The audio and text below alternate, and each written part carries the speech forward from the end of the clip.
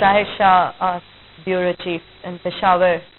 Now moving on, about 150 police personnel voluntarily donated blood for thalassemia patients in Islamabad.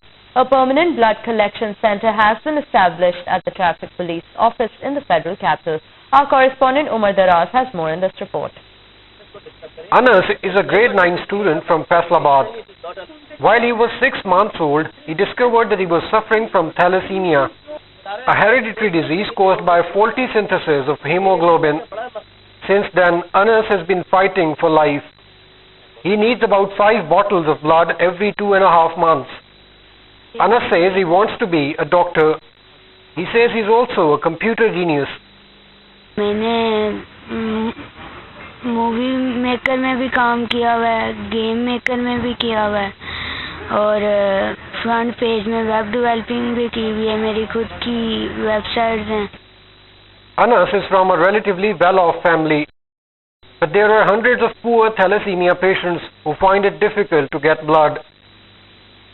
The Islamabad police recently decided to take an initiative to help such people. A blood collection center was set up at its traffic police office. Senior police officers, including Islamabad's top cop, Kaleem Imam, participated in the event.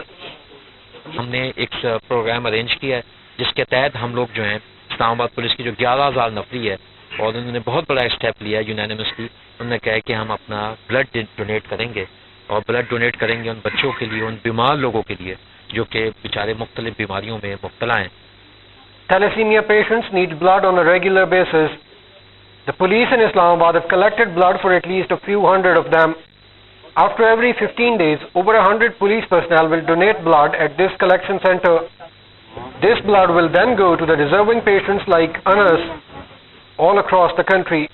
Omair, News, Islamabad.